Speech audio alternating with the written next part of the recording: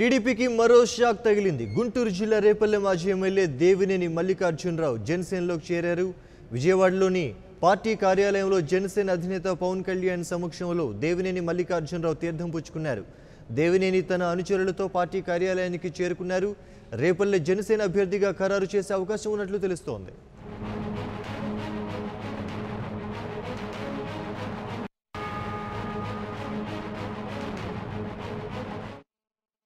టీడీపీకి మరో షాక్ తగిలింది. గుంటూరు జిల్లా రేపల్లె మాజీ ఎమ్మెల్యే దేవినేని మల్లికార్జునరావు జనసేనలోకి చేరారు. విజయవాడలోని పార్టీ కార్యాలయంలో జనసేన అధినేత పవన్ కళ్యాణ్ సమక్షంలో దేవినేని మల్లికార్జునరావు జనసేన తీర్థం పుచ్చుకున్నారు. దేవినేని తన అనుచరులతో కలిసి పార్టీ కార్యాలయానికి చేరుకున్నారు. రేపల్లె జనసేన అభ్యర్థిగా ఖరారు చేసే అవకాశం ఉన్నట్లు తెలుస్తోంది. ఇదే అంశానికి సంబంధించి మరిన్ని వివరాలు మా ప్రతినిధి శ్రీనివాస్ ఫోన్ లైన్లో వివరాలు అందిస్తారు. శ్రీనివాస్, చెప్పండి. గుంటూరు జిల్లా తెలుగుదేశం పార్టీకి షాక్ అని చెప్పవచ్చు. గుంటూరు జిల్లా రేపల్లి నియోజకవర్గ తెలుగుదేశం పార్టీ సీనియర్ నేత, అదేవిధంగా మాజీ ఎమ్మెల్యేగా ఉన్నటువంటి దేవినేని మల్లికార్జున కొద్దిసేపటి క్రితం తన అనుచరులతో విజయవాడ జనసేన పార్టీ కార్యాలయానికి చేరుకోవడం జరిగింది. జనసేన పార్టీ అధినేత పవన్ కళ్యాణ్ సమక్షంలో జనసేన పార్టీ తీర్థం పుచ్చుకున్నారు. జనసేన పార్టీ సిద్ధాంతాలు, మేనిఫెస్టో, అదేవిధంగా జనసేన పార్టీ యొక్క విధి విధానాలు నచ్చడం వల్ల జనసేన పార్టీలో జాయిన్ అవుతాను. జనసేన పార్టీలో బలోపేతానికి, అదేవిధంగా జనసేన పార్టీ గెలుపు కృషి చేస్తారని కూడా దేవినేని మల్లికార్జున గారు అంటే గతంలో చూస్తే బీసీ సామాజిక వర్గానికి చెందిన కనుక మాజీ ఎమ్మెల్యేగాను, అదేవిధంగా అక్కడ నియోజకవర్గంలో పలు అభివృద్ధి పనులు చేసినటువంటి మల్లికార్జునకు మంచి సోమిడియాను పేరు ఉండడం జరిగింది.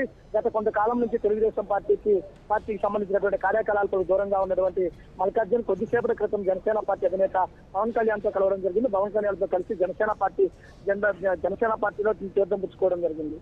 అంటే గుంటూరు జిల్లాలో జనసేన పార్టీ మాజీ ఎమ్మెల్యే స్థాయి నేతలు జాయిన్ కావడం ఆరో వారిగా చెప్పుకోవచ్చు. గతంలో చూస్తే కనుక రావిల కిషోర్ బాబు, అదేవిధంగా నాదెండ్ల మనోహర్ తో పాటు ఇది కూడా బలమైన నేతగా ఉండడం జరిగింది. జనసేన పార్టీ బలోపేతానికి మల్లికార్జున్ బాగా ఉపయోగపడే అవకాశం కూడా కనపడుతుంది. గతంలో చూస్తే కనుక పలు అభివృద్ధి కార్యక్రమాలు, అదేవిధంగా మంచి సోమిడిగా పేరున్నటువంటి మల్లికార్జున్ జాయిన్ కావడంతో గుంటూరు జిల్లాలో జనసేన పార్టీ గెలిచే స్థానం రేపల్లి కూడా చేరడం జరిగింది. గతంలో చూసుకున్నట్లయితే కనుక మంచి పేరున్నటువంటి మల్లికార్జున్ ఒకవైపు వైసీపీలో జాయిన్ అవుతాడని ఊహాగానాలు వచ్చినా కానీ వాటి అన్నిటికీ ఖండించుతూ కొద్దిసేపటి క్రితమే జనసేన పార్టీ అధినేత పవన్ కళ్యాణ్ తో కలిసి జనసేన పార్టీ తీర్థం ఇచ్చుకోవడం జరిగింది.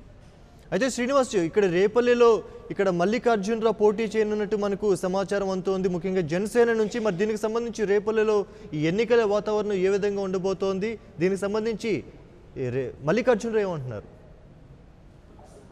జనసేన పార్టీ కార్యకర్తలు, అభిమానులు కూడా దేవినేని మల్లికార్జున్ జాయినింగ్ ను కూడా ఆహ్వానిస్తున్నారు. జనసేన పార్టీ గెలుపులకు దోహదపడటమే కాకుండా జనసేన పార్టీ బలమైన నేతనే చేర్చుకోవడం జరగడం జరిగిందని చెప్పేసి కూడా చెప్పడం జరిగింది.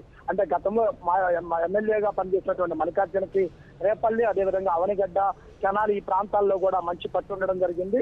ఈ ప్రాంతాలన్నింటిలో కూడా జనసేన పార్టీ గెలుపుకు కూడా కృషి చేసే అవకాశం కూడా ఉండడం జరిగింది. మల్లికార్జున కూడా కార్యకర్తలు, అభిమానులు అందరితో చర్చించే నిర్ణయం తీసుకున్నాను. జనసేన పార్టీ గెలుపునికే కృషి చేస్తామని చెప్పేసి కూడా చెప్పడం జరిగింది.